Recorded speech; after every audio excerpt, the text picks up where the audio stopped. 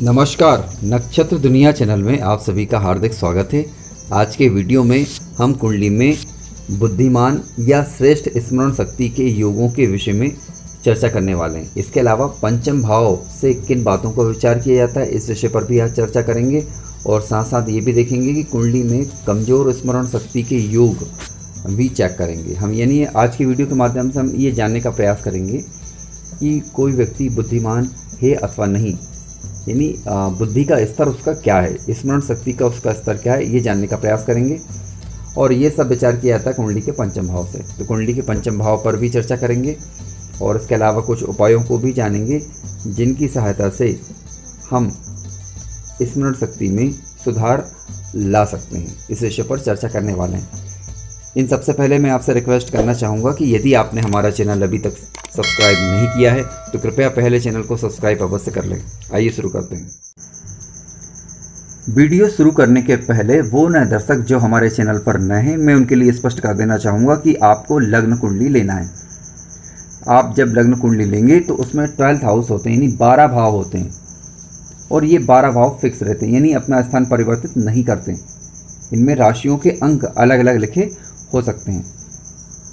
देखिए यहाँ पर जहाँ मैंने 1 नंबर का अंक लिखा है, ये आपका लग्न भाव है, जिसे तनु भाव के नाम से भी जाना जाता है। इसके मालिक ग्रह को लग्नेश कहा जाता है। जहाँ पर मैंने 2 नंबर का अंक लिखा है, ये धन भाव है या फिर द्वितीय भाव के नाम से भी आप इसे जानते हैं। इसके मालिक को द्वितीयेश कहा जाता है या फिर धनेश कहा जाता है। जहाँ पर मैंने 3 नंबर का अंक लिखा है, ये पराक्रम भाव है। इसे तृतीय भाव या फिर इसके मालिक ग्रह को तृतीयेश के नाम से जाना जाता है। ठीक है। जहाँ पर मैंने 4 नंबर का अंक लिखा है, ये सुख भाव है। इसके मालिक को सुखेश अथवा चतुर्थेश के नाम से जाना जाता है। जहाँ पर मैंने 5 नंबर का अंक लिखा हुआ है, ये पंचम भाव है, जिस पर आज हम चर्चा करने वाले हैं। इसके मालिक को पंचमेश कहा जाता है। इसे संतान भाव के नाम से भी जाना जाता है, क्योंकि यहाँ से व्यक्ति के संतान का विचार भी किया जाता है, उच्च शिक्षा का विचार भी किया जाता है और काफ़ी चीज़ों का विचार किया जाता है, जिस पर अभी हम आज चर्चा करने वाले हैं। इसके अलावा जहाँ पर मैंने 6 नंबर का अंक लिखा है, ये छठा भाव है या षष्ठम भाव के नाम से इसे जाना जाता है। इसके स्वामी ग्रह को षष्ठेश के नाम से जाना जाता है। यहाँ से व्यक्ति का रोग का, ऋण का, शत्रु का विचार करते हैं, कंपटीशन का विचार करते हैं। ये कुंडली का आपका 7th हाउस है, जिसे दाम्पत्य जीवन का भाव भी कहा जाता है या पार्टनरशिप का भाव भी कहा जाता है। इसके मालिक को सप्तमेश के नाम से जाना जाता है। जहाँ पर मैंने 8 नंबर का अंक लिखा है, ये रंध्र भाव के नाम से जाना जाता है इस भाव को, या फिर अष्टम भाव के नाम से भी आप बोल सकते हैं। इसके स्वामी ग्रह को अष्टमेश के नाम से जाना जाता है। यहाँ से व्यक्ति के जीवन का और मृत्यु का विचार करते हैं। जहाँ पर मैंने 9 नंबर का अंक लिखा है, ये भाग्य भाव है। इसके मालिक ग्रह को भाग्येश के नाम से जाना जाता है या फिर नवमेश के नाम से जाना जाता है। ठीक है। ये आपका पराक्रम भाव है, ये आपका दशम भाव है, जिसे व्यक्ति का कर्म भाव भी कहते हैं। इसके स्वामी ग्रह को दशमेश के नाम से जाना जाता है। जहाँ पर मैंने 11 नंबर का अंक लिखा है, ये एकादश भाव है या फिर लाभ भाव भी कहलाता है। इसके स्वामी ग्रह को लाभेश के नाम से जाना जाता है। जहाँ पर मैंने 12 नंबर का अंक लिखा है, ये व्यय भाव है। यहाँ से व्यक्ति के व्यय का विचार किया जाता है, खर्चों का विचार किया जाता है। इसके स्वामी ग्रह को व्ययस के नाम से जाना जाता है। आइए अब हम सूत्रों पर भी चर्चा कर लेते हैं, लेकिन सूत्रों को समझने के पहले एक बार संक्षिप्त में राशियों को थोड़ा और समझ लेते हैं। इसके पश्चात हम सूत्रों पर विचार भी कर रहे हैं।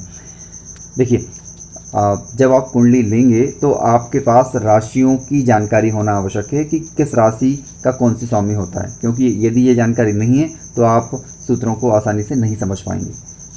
मान लीजिए किसी भी खाने में अगर 1 नंबर का अंक लिखा है तो समझ लें वहाँ की मेष राशि है और मेष राशि का स्वामी मंगल ग्रह होता है। ठीक है। और 8 नंबर का अंक लिखा है कहीं पर भी तो समझ लीजिए वृश्चिक राशि, और वृश्चिक राशि का स्वामी भी मंगल ग्रह होता है।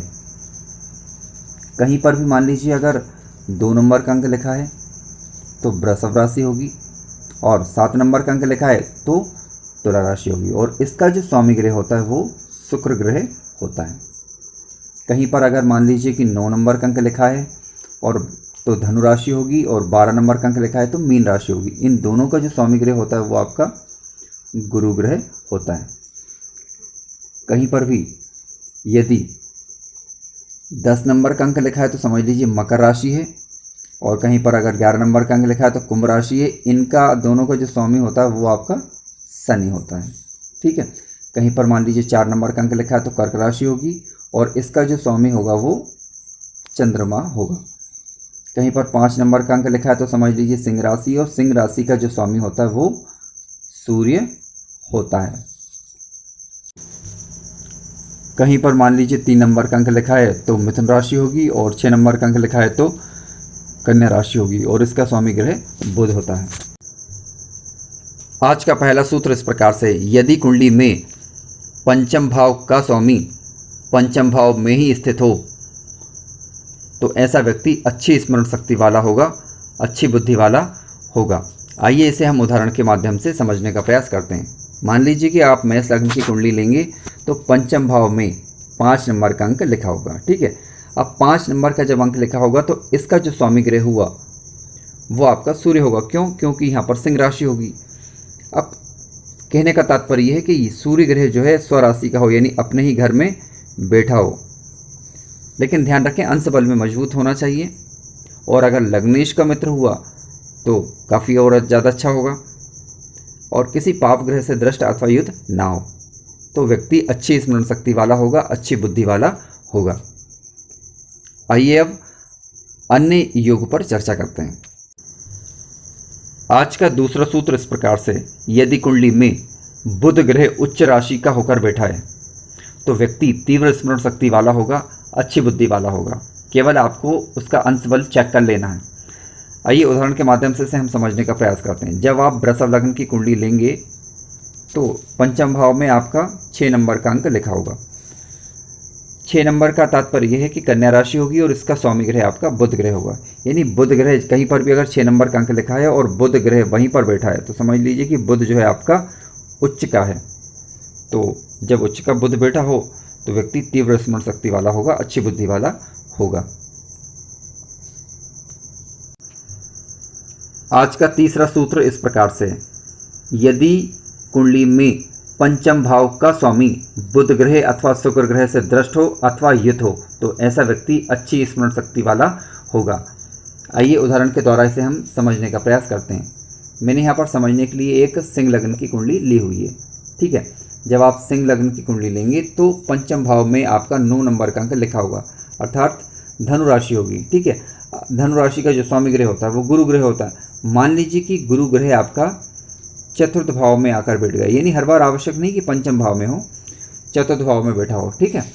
अब इस गुरु पर कहीं से भी या तो बुध की दृष्टि पड़ जाए अथवा शुक्र की दृष्टि पड़ जाए, यानी कहीं से भी बुध बैठा हो या शुक्र बैठा हो तो इसकी दृष्टि पड़ जाए गुरु ग्रह पर, या फिर गुरु के साथ ही बुध बैठ जाए अथवा शुक्र बैठ जाए। मान लीजिए कि 10वें भाव में बुध ग्रह बैठा हुआ, अब यहाँ से ये दृष्टि डालेगा क्योंकि बुध ग्रह की एक ही दृष्टि होती है, सप्तम दृष्टि, ठीक है।